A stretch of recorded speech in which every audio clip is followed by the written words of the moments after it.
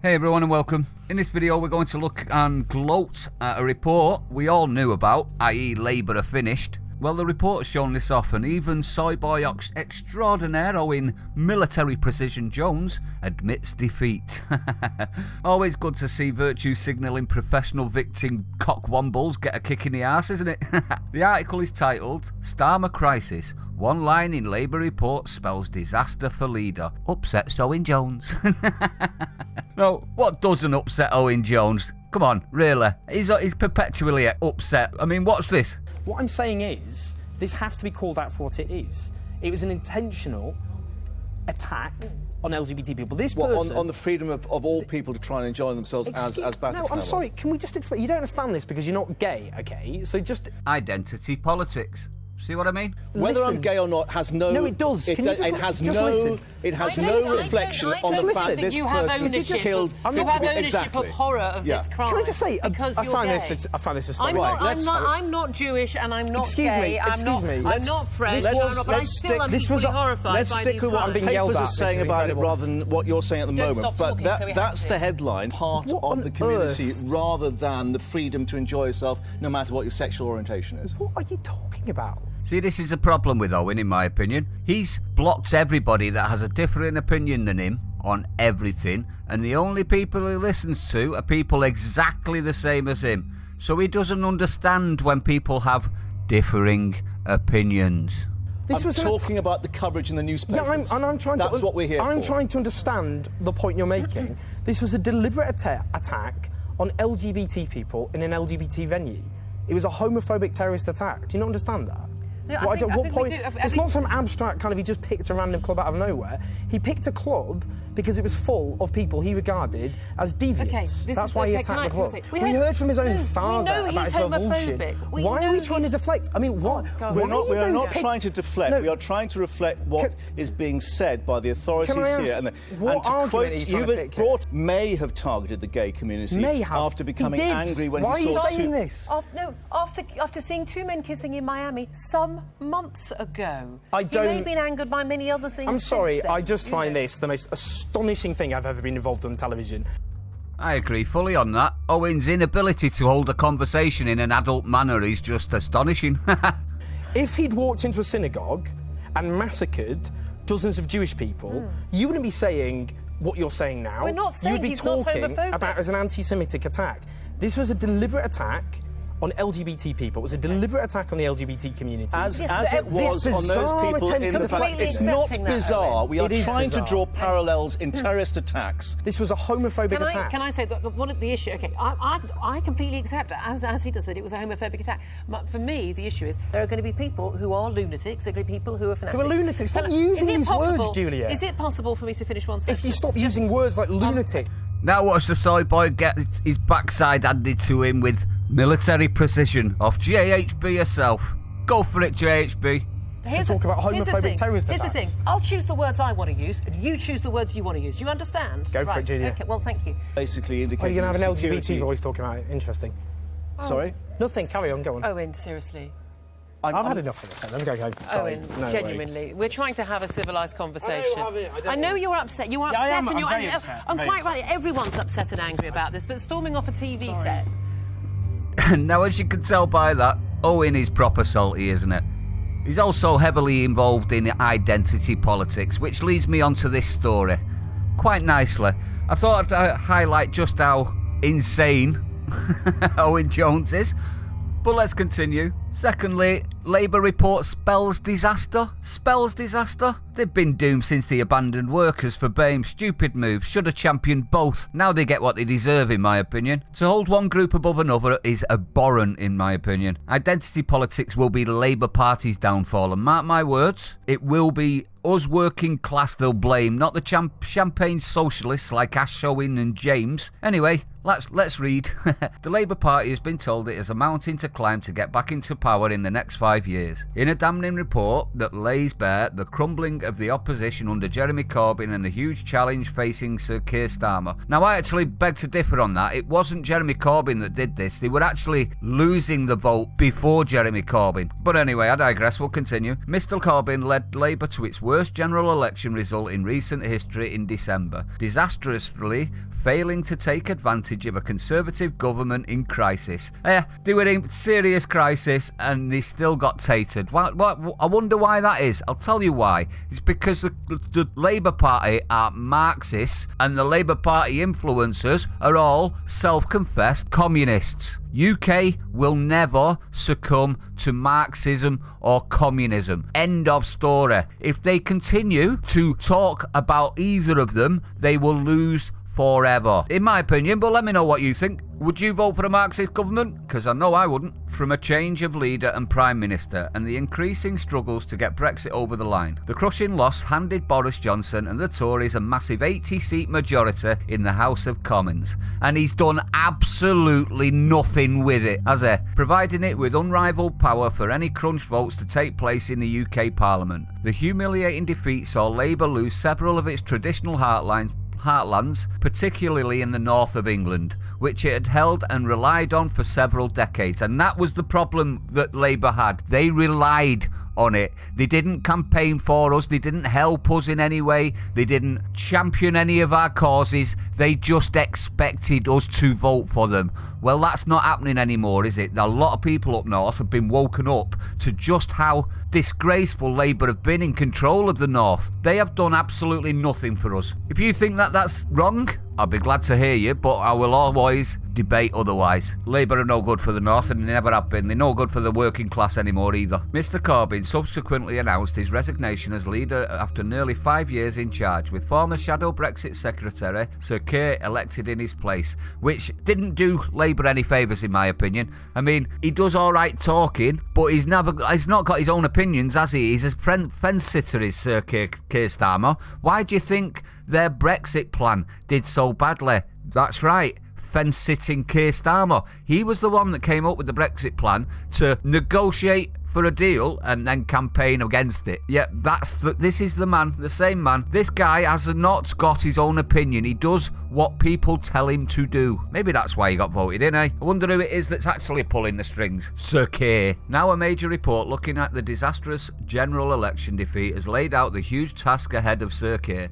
warning the party will not win unless urgent and immediate changes to its culture and foundations are made. Which basically means Marxism will not be voted in. That's a report saying that if you continue to go down the communism Marxism route, we will never ever win. Maybe this is a kick up the arse that they actually need. Because don't get me wrong, everyone, I don't like Labour, I never have done, but I don't like having one party in complete control. Even though the Tories have done absolutely nothing with the power, they have the power. You understand what I mean by that? I don't like the fact that the government has so much power. We need an opposition, at least semi-competent. This lot are nowhere near competent, in my opinion. The report has been put together by Labour Together, which has set up a Unite MPs and activists from different traditions and was prepared by a 15-strong panel of commissioners. So this is set up by Labour themselves, and it still shows them as unable to win the next election.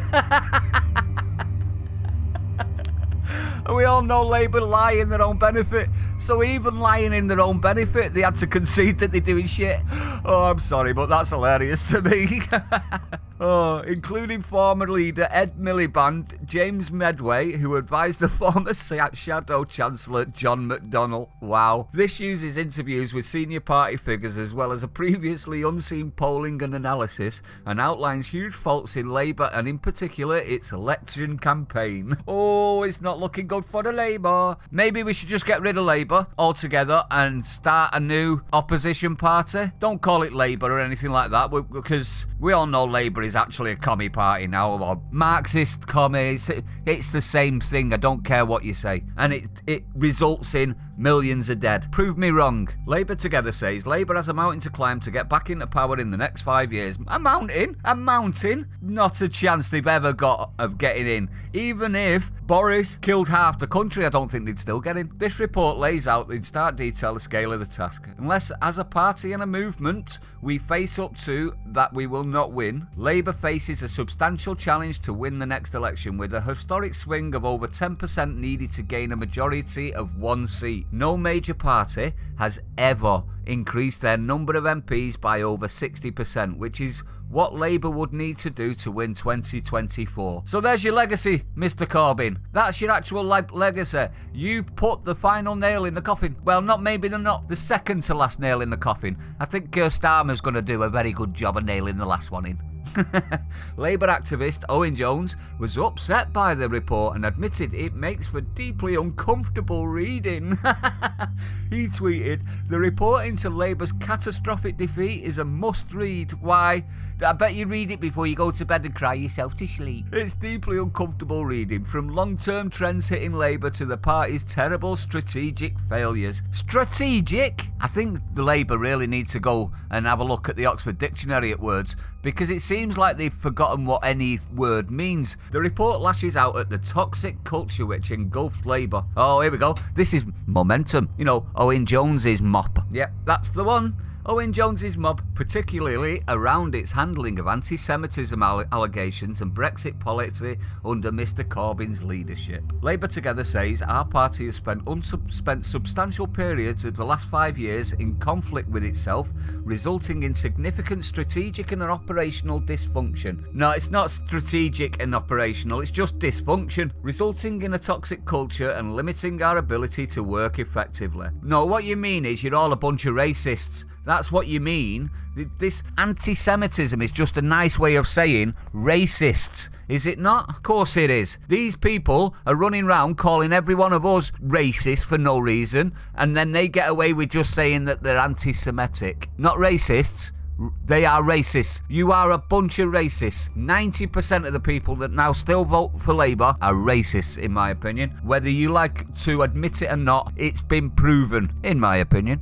I like saying that in my opinion a lot. Responsibility for this rests not wholly with one side or part of our movement. Yes, it does. Across our movement, we should accept our part in these divisions. All of the people that weren't like that, Momentum and Labour Together, all of the people that weren't racists in Labour left, didn't we? We all went and voted for other parties, i.e. Brexit and Tories. I wonder why that is. I wonder why they got the majority that they did, Labour. Think about what you actually talk about before you actually talk about it for once, instead of just blurting out rubbish words one after another. Across our movement, we should accept our part in these divisions and the impact this has had on our ability to work together and present a united front to the public. The only thing you're united in is hatred for the UK. The review also launches a scathing attack on Mr. Corbyn, stating concerns about Labour's leadership were a significant factor in our election loss in 2019, and that a Stop Jeremy Corbyn campaign was a major reason for the party's crushing election loss. Can I just say something, Labour? I've never heard of a Stop Jeremy Corbyn campaign. You know why I voted against him? Because he's a cock. You know why I voted against Labour? Because you're scum. That's why. Labour is accused of disconnecting with voters throughout the country through the loss of institutional roots, warning this stretched back over 20 years. The review warns we will not win or deserve to win the next general election in 2024 unless all of the fundamental flaws dominating the party are quickly addressed. Good luck with that. Labour Together says unless we recognise the only thing Labour are good at is trying to hide things. They don't fix anything, they just sweep it under the carpet and move on to the next scandal. You don't believe me? Look how many MPs have been charged for crimes. Just have a look. Labour Together says unless we recognise and accept this triple challenge of the scale of our task, the failures of 2019 and the deep roots of how we got here will not win or deserve to win. None can be ignored. Our report lays bare that our defeat had deep roots. It has deep roots. It's because your whole party's rife with racism and hatred. All you ever hear out of them is anger. It's just they seem to be perpetually angry at every single thing, don't they? I'd hate to actually be in that mindset, to be honest. I'm an optimist. I don't want to go through life hating things. I just want to go through life without being bothered by people. It's not much to ask, really, is it? This loss is the story of more than one election. Indeed, it is the story that stretches back 2 decades. It's actually a bit more than that. I actually think it's from the 60s and 70s when you messed up so badly then. I think that was the start of your downfall, because that was when the North started seeing you for the snakes you are. Sorry, but that's my opinion. The institutional and cultural bonds that link many voters to Labour have become weaker and weaker over time. Yes, because they've not been championing us right. They've had the councils up in the North and done nothing for the people up in the North with those councils. So I'm not surprised, to be honest. From the loss of local Labour clubs to declining trade union membership, Labour has lost many of the institutional roots it had within communities, resulting in disconnection. Labour lost millions of voters before it lost office in 2010, partly as a result of political alienation from politics more generally, and from the Labour Party particularly, including perceptions that there was little difference between the parties and the prominence of new cultural divides. Well, there's little difference between the two parties now, to be honest. They both seem to be different cheeks of the same arsehole, don't they? Over many years, previous Labour voters and traditionally Labour communities have moved away either to abstention or to smaller parties such as UKIP. Some of those voters also chose the Conservatives for the first time in 2019, enough to help tip a number of seats over the edge where the long-term decline in Labour's vote share had been evident for years. Right, what's my opinion on this? Now, Labour have been in decline for quite a while. Before UKIP, there was a lot every single year choosing to abstain from voting, so not vote at all. Now, it wasn't that we were voting for somebody else, it was just we didn't see Labour as actually helping the communities they were supposed to represent. And over a period of time, it never came. Over and over and over, promises of promises of promises, and nothing actually happened. So people were really getting switched off with politics. And to be honest, if it had carried on that way, I don't know what would have happened for Labour, because they would never have got a vote. And maybe that was why they swapped over from working class, who were abstaining, and swapped over to BAME. Now, I have no issue with them championing BAME. I have no issue with that whatsoever. What I do have an issue with is choosing one group over another. That is seriously abhorrent, and in identity politics, like I said earlier, will kill Labour. And if we continue to listen to the people championing it, it will kill the UK as well, and all of the rest of the Western world. Have you noticed how none of these identity politics people are going to the places where it could really help? You noticed how they're only attacking Western free societies with a rule of law? Because I actually think there's more to this, a lot more to it, but that's for another video. But I want to know what your opinion is. Is this them just admitting it? Are they finally getting it through into the thick head? I mean, they're obviously still thinking the policies are all right, because they still go ahead with the same rubbish. I do think they're going to try and blame the working class if they fail again. They'll just immediately go, well, it's working class. Or they'll blame the same as what America does. Russia bots. You know, like the British people are not clever enough to know propaganda when we see it, considering 90% of us now dislike our media for that exact reason. But anyway, everyone, thanks everyone that tuned in. Don't forget to leave me a comment. Like, comment, share. Stay safe, everyone, and I'll see you on the next one.